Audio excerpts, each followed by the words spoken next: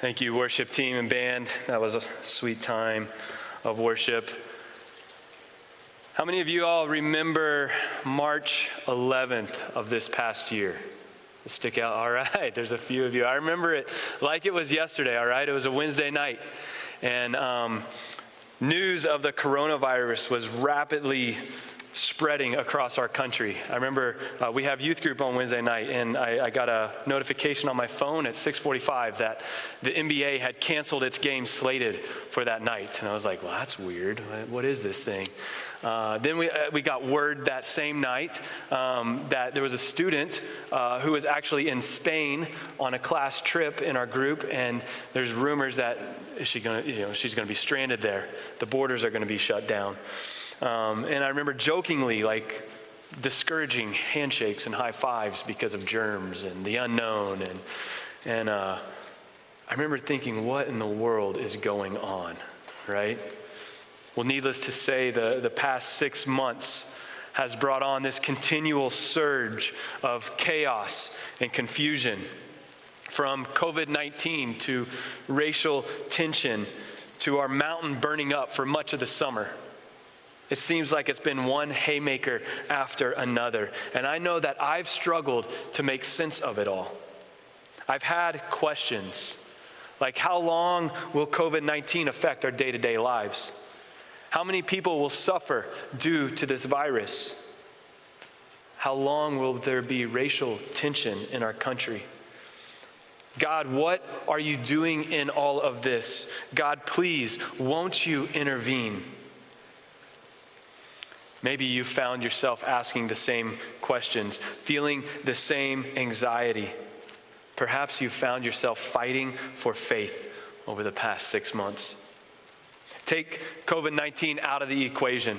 Ever since Genesis 3, our world has been clouded in chaos and confusion. It's a natural consequence of our fallen state. And it's something we all experience at different levels at various times in our life. Whether it's the death of a loved one or the loss of a job, broken relationships, marital struggles, a miscarriage, a gut-wrenching diagnosis from a doctor, a wayward son or daughter, being bullied by your peers at school.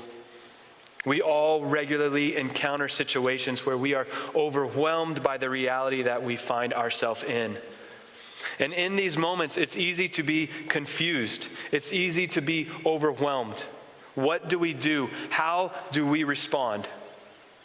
Well, this morning, we're going to step into a conversation between the prophet Habakkuk and God. This conversation took place over 2,600 years ago, but it speaks right to where we are here in 2020, where Habakkuk found himself, like us, surrounded by chaos and confusion, fighting for faith. And throughout these chapters, we'll see a progression as Habakkuk, as he fights for faith. He begins with a series of questions and complaints to God. But then by the end of the book, we'll find him waiting on God, worshiping God, trusting God. He'll move from confusion to confidence and from protest to praise, as he realizes that God is sovereign, his judgments are just, and he alone brings salvation. You know, fighting for faith is a normal part of our Christian lives because chaos and confusion are the native tongue of our world. The Bible is filled with people who had to fight for faith. Think about Job. He was a righteous man, yet he lost everything. And throughout Job, we see him fighting for faith. Or think about Peter, Jesus' disciple, the rock. If Jesus asked Peter jump, Peter would say, how high? That's how eager Peter was to follow Jesus. Yet when Jesus is arrested and under trial, Peter denies him 3 times. And right before that, Jesus had told Peter in Luke 22, he said, Satan asked to sift each of you like wheat, but I have prayed for you, Simon, that your faith will not fail. Or recall how the Apostle Paul had a thorn in his flesh. And he begged that God would take it away 3 different times, and it never was. Imagine the fight for faith that Paul encountered as he endured that struggle. Or remember the story in Mark chapter 9, when a desperate father comes to Jesus with his demon-possessed boy. And his father had witnessed his son suffer in horrible ways, and he knows that maybe there's hope in Jesus. And so the father is at the end of his rope. He's fighting for faith, and he comes out to Jesus, and he cries out, and he says, I do believe that you can heal my son, but help me come my unbelief. Help me overcome my unbelief. Have you been there before? Maybe you're there right now. This morning, we're going to see that Habakkuk had to fight for faith in the midst of chaos and confusion around him. And so do we. As Christians, we must fight for faith in the middle of our turbulent world. And Habakkuk gives us a great blueprint to follow. He blazes a path for us.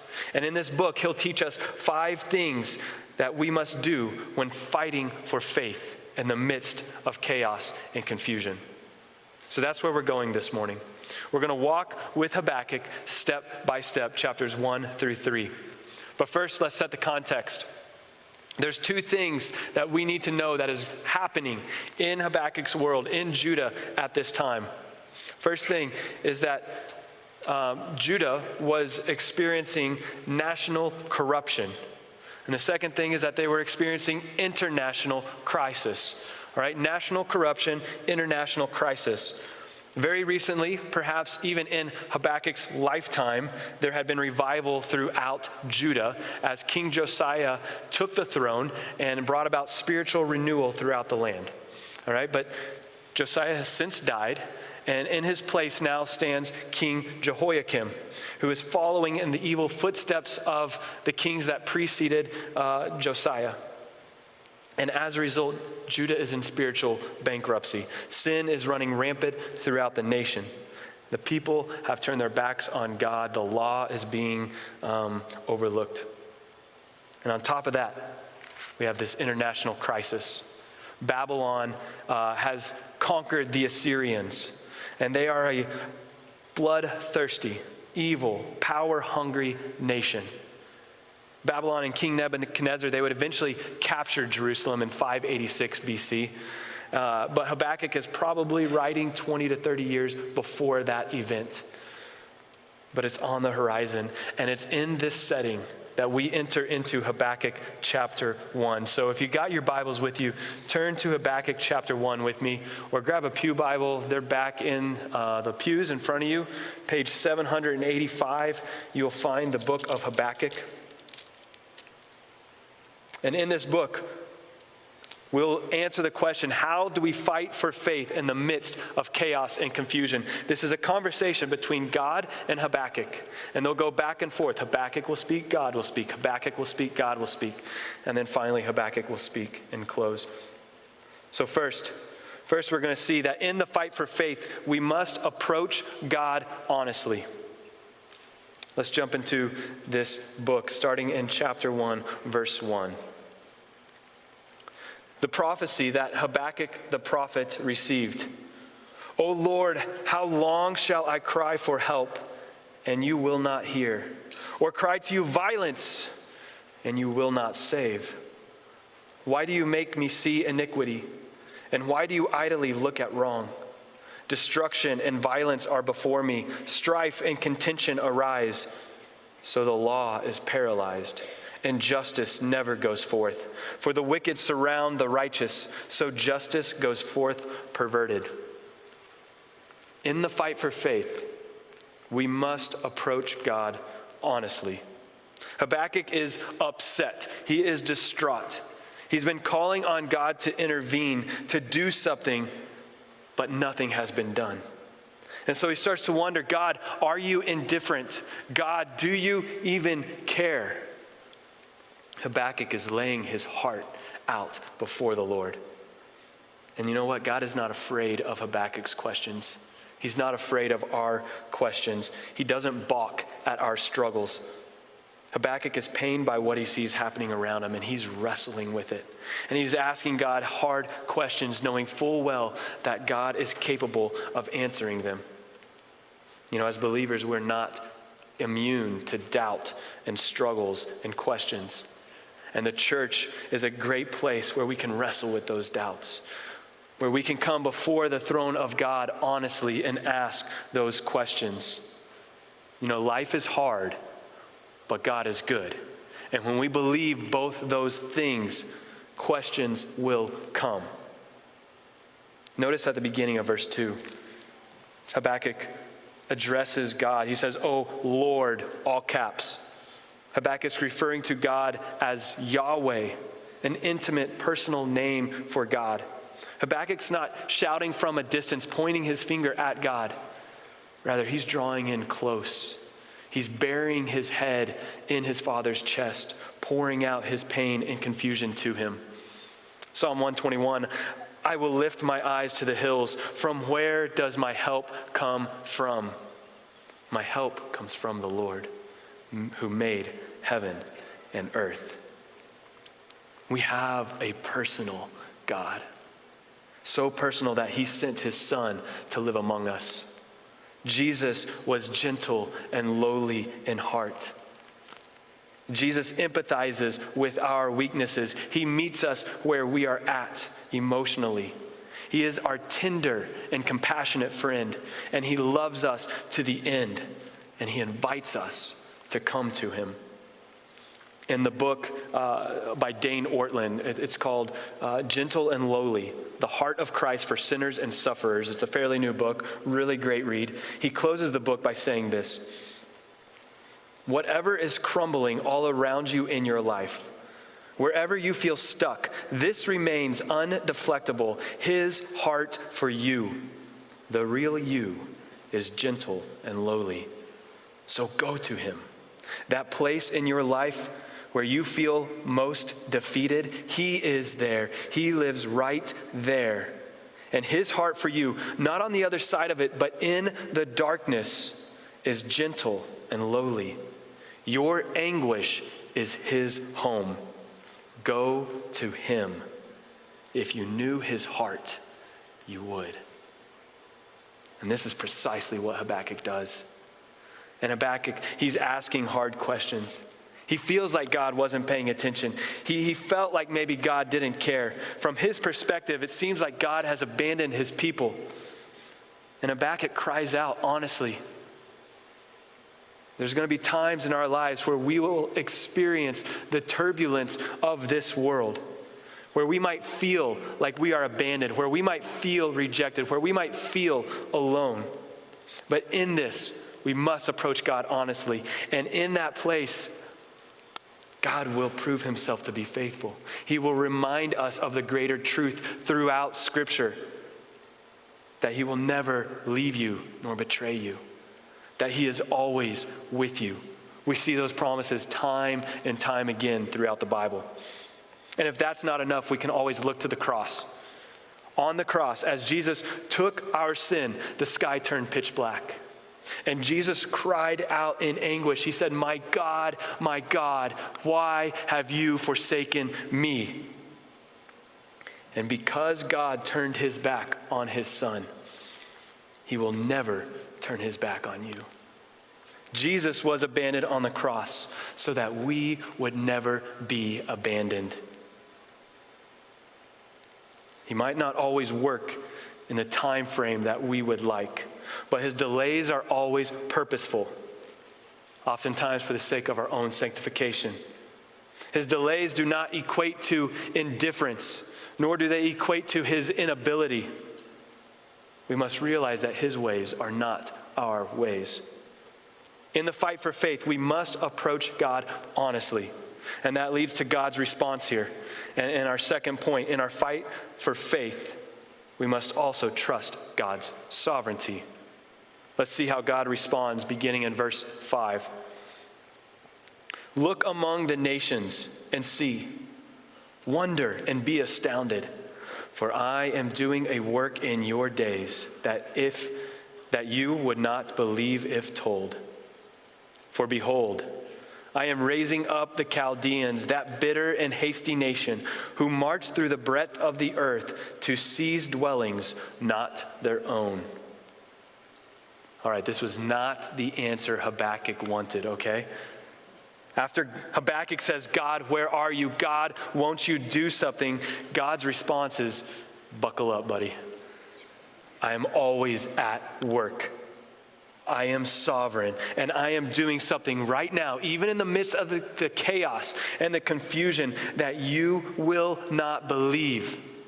He says, the Babylonians are coming, and they are a wicked people, and I am going to use them to judge you, my people. Talk about a punch in the gut to Habakkuk, all right? But notice here how God says this. All right, he's absolutely sovereign, even over the evil, powerful Babylonians. Verse 6, God does not say the Babylonians are rising up. He says, I am raising them up. God is sovereign.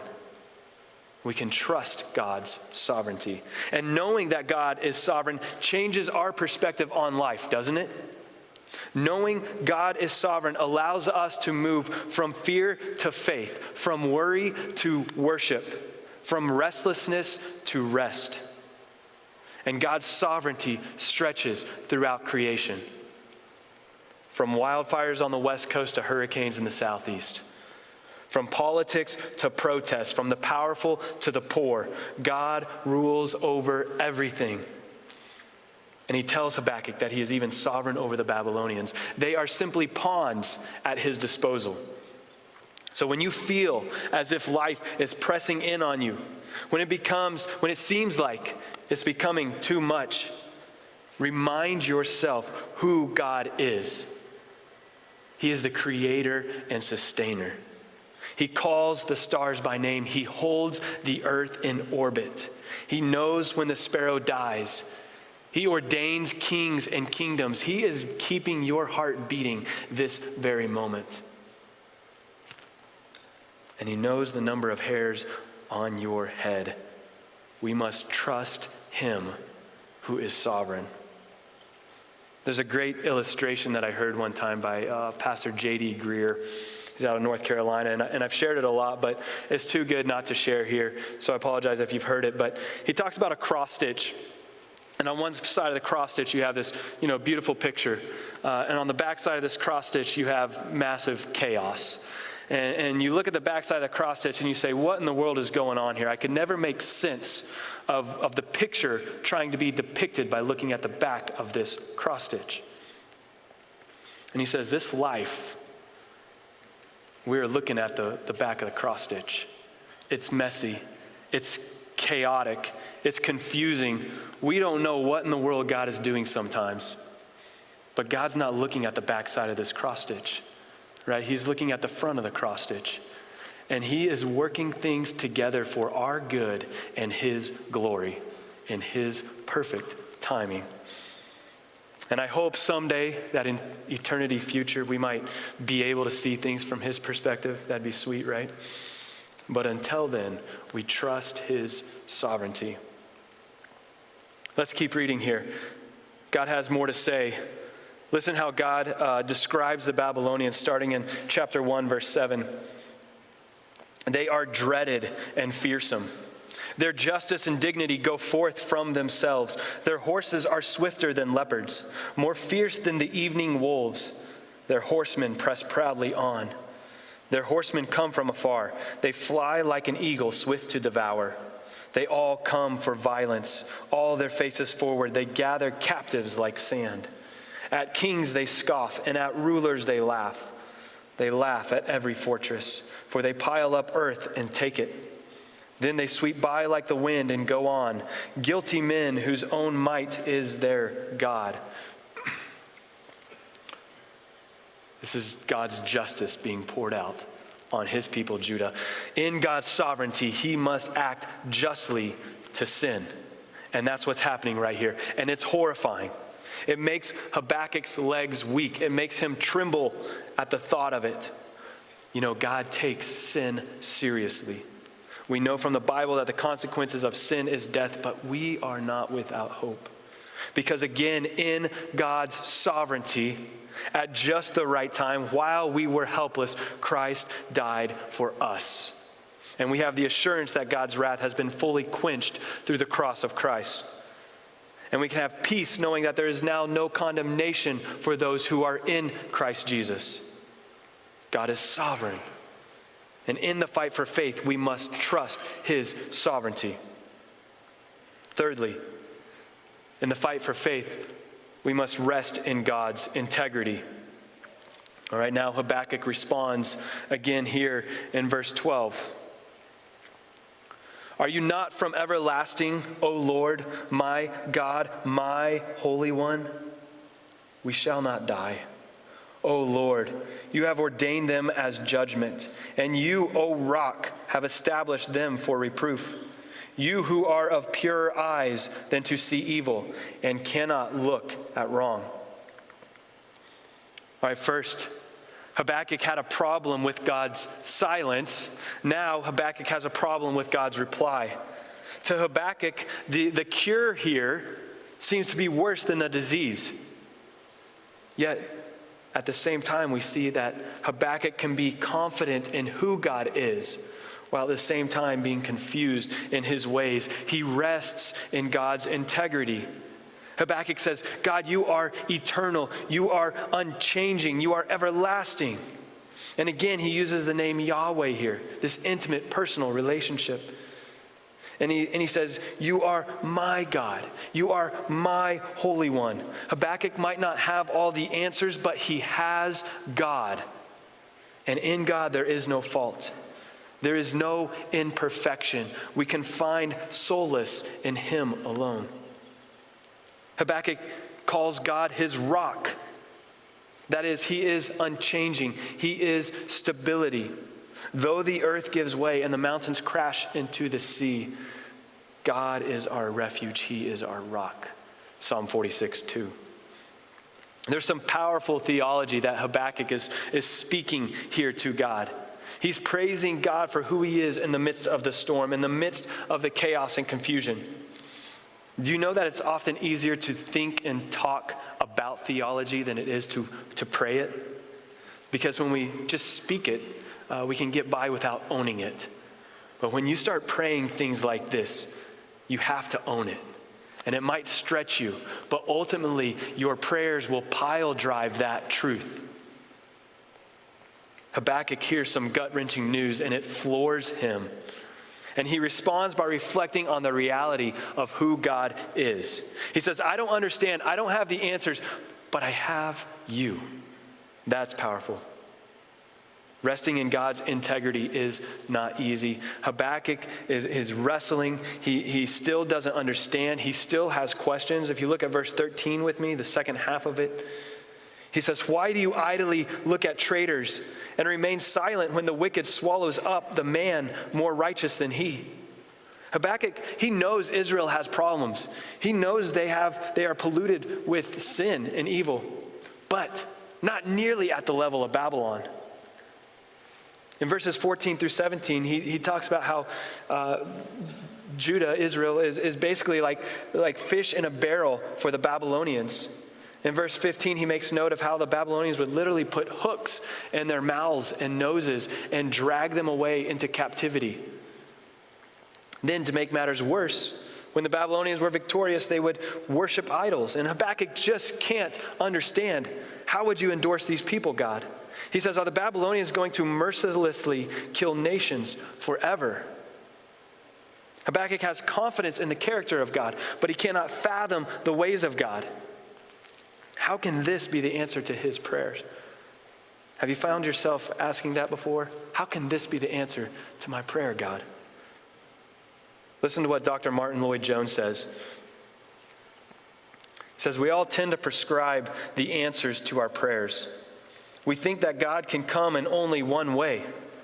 But Scripture teaches us that God sometimes answers our prayers by allowing things to become much worse before they become better. It is a fundamental principle in the life and walk of faith that we must always be prepared for the unexpected when we are dealing with God. And sometimes, maybe even oftentimes, the unexpected is painful. Habakkuk is resting in God's integrity, but it's hard. You know, we have the promise of Romans 8:28. We know that for those who love God, he works all things together for their good, for those who are called according to his purpose. It's kind of like the cross stitch, right? It might not make sense, but we know he's working it together for our good. We know that he intends what is best for us, but how he goes about doing that is beyond our bandwidth. I love how C.S. Lewis says it. He said this when his wife was battling cancer. He says, "We are not necessarily doubting God will do the best for us. We are wondering how painful the best will turn out to be." You know, confidence in God says, you'll do what's best for me. Romans 8:21. Confusion is, how painful is this going to be? God will purify us. He desires to make us more like Jesus each and every single day. And sometimes that process is painful. Sometimes, like here in this passage, there's fallout for the consequences of our sin. The Babylonian invasion in Judah was a result of their sin. And it was awful. But ultimately, God intends to use those consequences as a means to bring his people back to himself. Life is messy, and we are constantly facing trials and difficult circumstances. That is our reality in this fallen creation.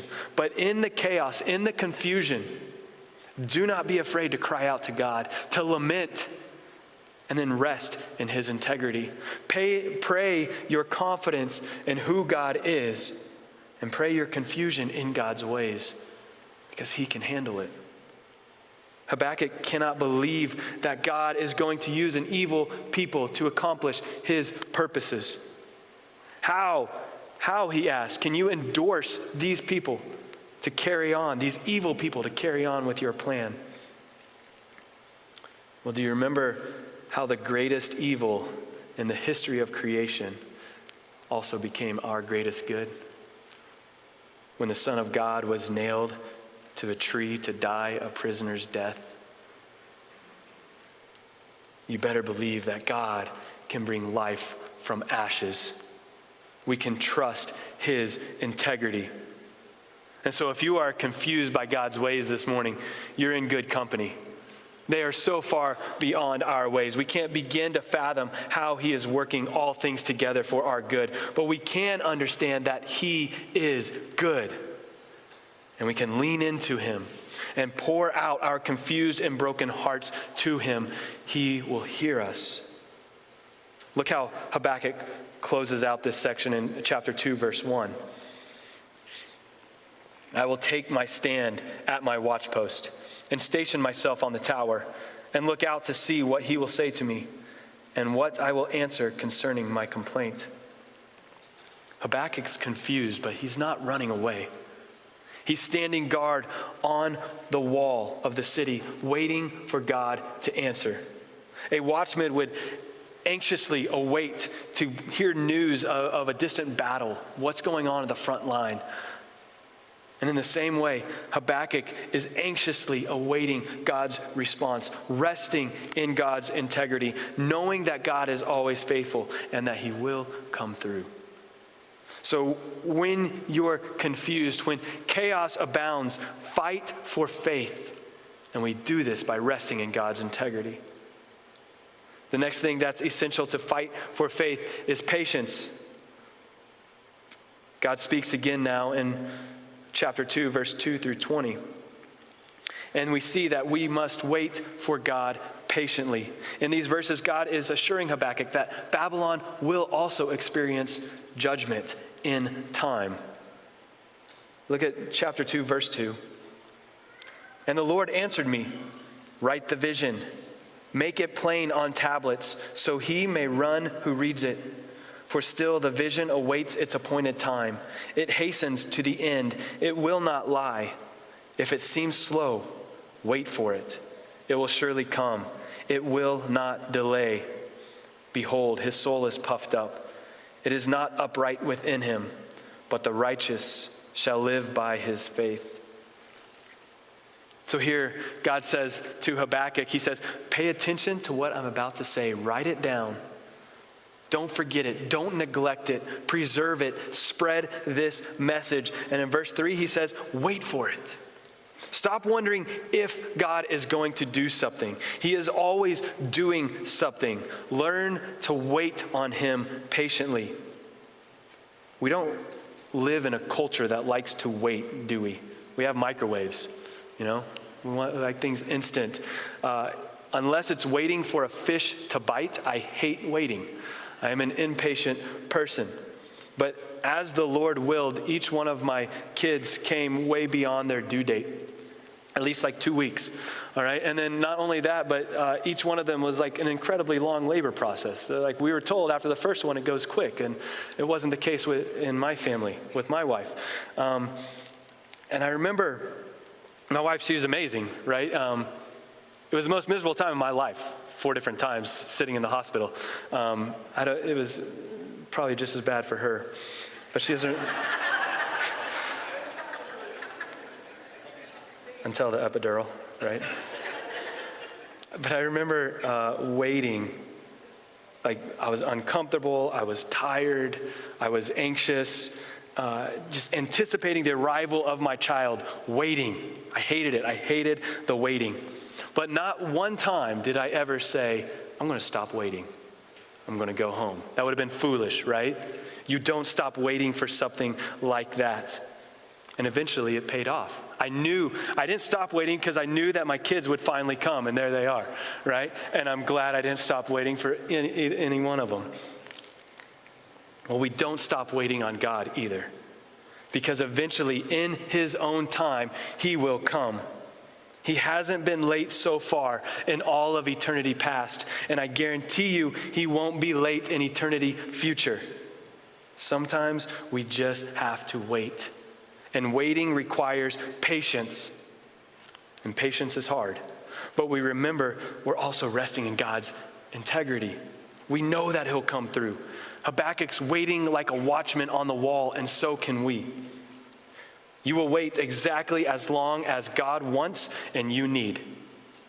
And sometimes it's in the waiting that he does work in our hearts. Let's move on to verse 4. He says, Babylon, they are puffed up with pride. They are arrogant, and that will ultimately lead to their downfall. But the righteous, God says, will live by his faith. This is God's central message in the book of Habakkuk. The righteous will live by his faith. Faith is the way of life. Faith is worth fighting for. Paul, he uses this language in the New Testament, right? We probably all recognize this. We are saved by grace through faith. We live by faith. Romans 1, Galatians 3, Ephesians 2. Living by faith is trusting God. It's depending on God. It's not knowing the future, but knowing the one who holds the future. Habakkuk, he wanted deliverance, but God was more concerned about his dependence. And dependence says, I will wait for God patiently. As we wait for God patiently, we move from seeking deliverance to savoring dependence. I know there's many of you who have prayed for deliverance in this room, deliverance from sin, deliverance from abusive relationships, a deliverance from addiction, deliverance from sickness and disease, and some of you have not yet experienced it after years of praying and asking God for deliverance. I have a good friend who has endured a very difficult situation for 35 years of his life. 35 years of pain and struggle and hardship. And he's told me before that he's gone to God plenty of times. And he said, why? Why me? Why this? And he's told me that God has never delivered him from this situation that he's in. But what it has done is that it's continually brought him to his knees before God. God wants our dependence on him more than our deliverance by him. Remember when Paul, when he was talking about his thorn, the thorn in his flesh that he begged God to remove. God's response to him in 2 Corinthians 12:9 was, my grace is sufficient for you, for my power is made perfect in weakness. Living by faith Waiting patiently for God is not easy. Look at Habakkuk 3:16. Habakkuk, by this point, he submitted himself before the Lord. He's committed to living by faith, for trusting God, depending on God in the midst of pain and suffering. But he admits that it's also distressing. He says, my body trembles, my lips quiver, rottenness, decay enters into my bones. My legs tremble beneath me. Depending on God, submitting to his ways, waiting on his timing patiently is something we must fight for. Babylon contrasts those who live by faith. They contrast those who fight for faith. They were puffed up with pride, verse 4. They were depending on themselves rather than God, which ultimately led to their downfall. And the rest of chapter 2 consists of 5 woes on Babylon. And when you read the word woe, you could translate it heads up or beware, because your time is coming. These woes predict Babylon's ultimate destruction because of their pride. God is going to use Babylon for a season to judge Judah, but Babylon will also be judged for their sins. And when that happens, Judah will be set free. Babylon's judgment will result in Judah's salvation. Habakkuk here is being promised that grace is coming. It's not here yet, but wait patiently. It's coming. For the believer today, right? Grace is not just our future reality, it is our present reality. But we are still waiting, aren't we? We're waiting for the return of Christ. We're waiting for the new creation. We're waiting for all things to be made new. Look at Romans chapter 8, verse 22 with me. It's up on the screen. For we know that the whole creation has been groaning together in the pains of childbirth until now. And not only the creation, but we ourselves who have the first fruits of the Spirit groan inwardly as we wait eagerly for adoptions as sons, the redemption of our bodies. For in this hope we were saved. Now hope that is seen is not hope, for who hopes for what he sees? But if we hope for what we do not see, we wait for it with patience. The new creation is coming, y'all, right? Sin and death will be defeated forever. No more sorrow, no more sickness, no more chaos, no more confusion. We will dwell with our King forever and ever. May we wait patiently for that day. So as we fight for faith in the midst of chaos and confusion, we must approach God honestly. We must trust his sovereignty. We must rest in God's integrity. We must wait for him patiently. Now let's see how Habakkuk closes the book in chapter 3. This is so good. Habakkuk's going to close out this conversation, and throughout this conversation, he's been totally transformed. And he closes it out in prayer. And by all indications, it's a prayer to be sung in corporate worship. And as Habakkuk fights for faith, he worships God willfully. And so can we. Look at verses 1 and 2 with me of chapter 3. A prayer of Habakkuk the prophet according to Shigionoth. O Lord, I have heard the report of you. And your work, O Lord, do I fear. In the midst of the years, revive it. In the midst of the years, make it known. In wrath, remember mercy. What Habakkuk has heard from God has left him in awe of God. And then Habakkuk asks God to do a great work. He requests 2 things. He says, in the midst of the years, revive it. That is, just like you worked in the past, just as you brought Israel out of Egypt, so now deliver your people from Babylon. And then he asks God, in wrath, remember mercy. In the midst of your judgment, Lord, show us mercy. And then as you move on, chapters 3 through 15, Habakkuk transitions and he begins recalling all the amazing works that God has performed when bringing his people out of Egypt and into through the wilderness and into the promised land. Remembering how God had worked in the past gave him renewed confidence that God will deliver his people in the present. Habakkuk fought for faith by recalling the faithfulness of God in history, and we can do the same thing also. This prayer of Habakkuk exalts the all-encompassing power and majesty of God. This God is not distant. He does not leave us on our own. He cares about his people. Verse 13 points to the coming of a Messiah. That's how great he is. That is the depth of his love for us. He does not leave us in exile. So with dark days on the horizon, Habakkuk worships God willfully. Then look at verses 16 through 19 with me as Habakkuk rejoices in God regardless of the situation he's in. I hear, verse 16, and my body trembles. My lips quiver at the sound. Rottenness enters into my bones. My legs tremble beneath me, yet I will quietly wait for the day of trouble to come upon people who invade us. Though the fig tree should not blossom, nor fruit be on the vines, the produce of the olive fail, and the fields yield no food, the flock be cut off from the fold, and there be no herd in the stalls, yet I will rejoice in the Lord. I will take joy in the God of my salvation. God, the Lord, is my strength. He makes my feet like the deer's. He makes me tread on my high places. As mentioned earlier, Habakkuk, he feels the weight and the horror of what is to come. Faith does not turn a blind eye to trials.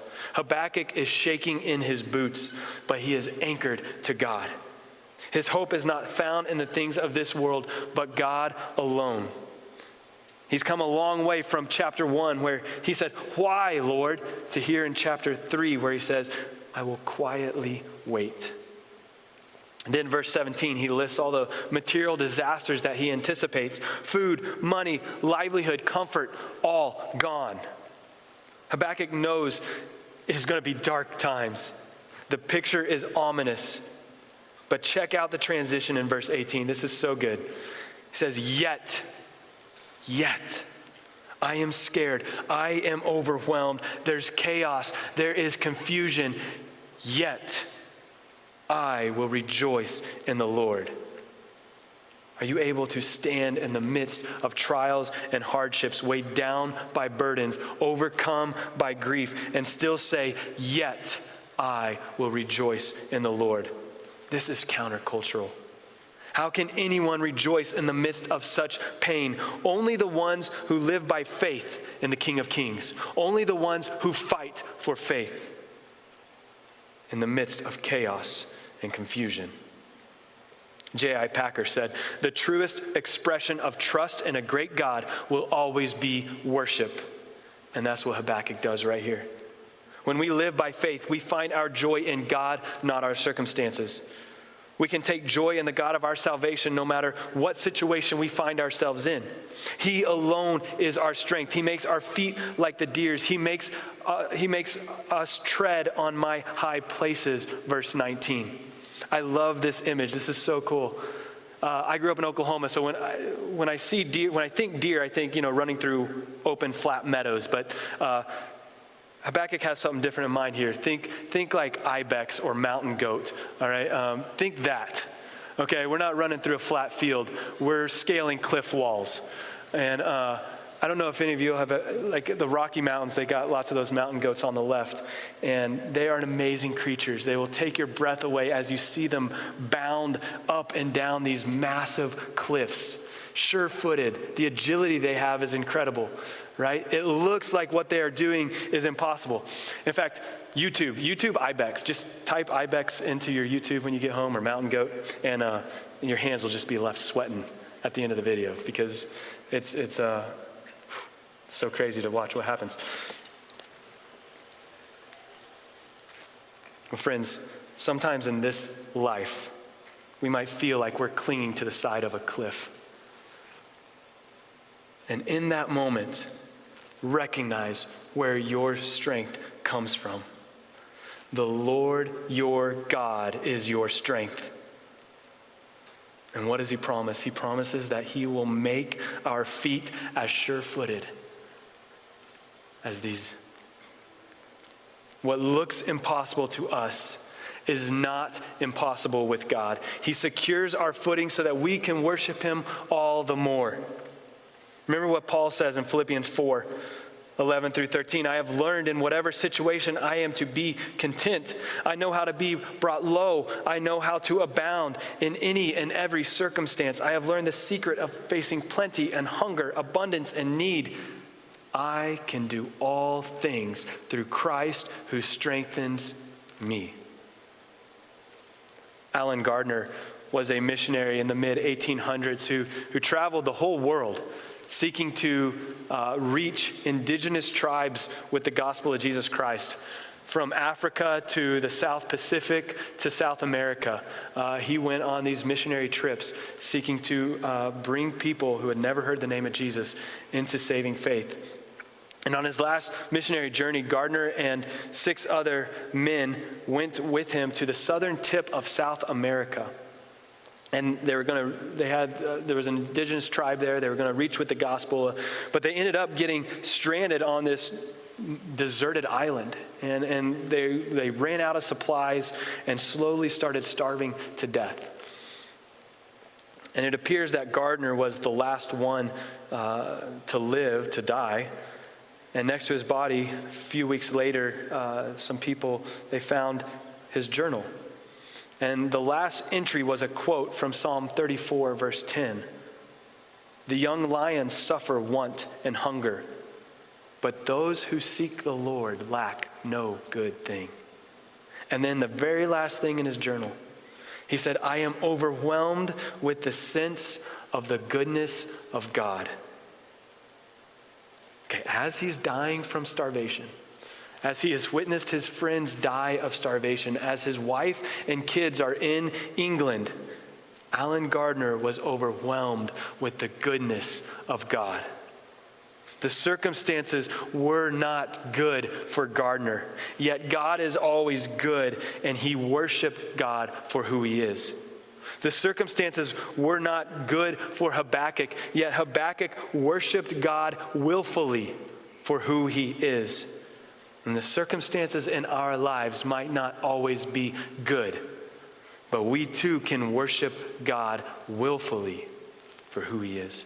He has created you in his image so that we might know him, so we might experience his love. He is the one who loved us so much that he gave his one and only son, Jesus Christ, to die in our place for our sins, so that we might not perish, but have everlasting life. And we believe this by faith, and faith is worth fighting for. So as we fight for faith in the midst of chaos and confusion, may we approach God honestly. May we trust his sovereignty. May we rest in his integrity. May we wait for God patiently. And may we worship him willfully. Habakkuk, like I mentioned, wrote chapter 3 as a song to be sung. The last line says, to the choir master with stringed instruments. And so we're going to close our time with song right now, worshiping God for who he is, even if we don't understand his ways. So would you all stand as I pray, and then we're going to sing.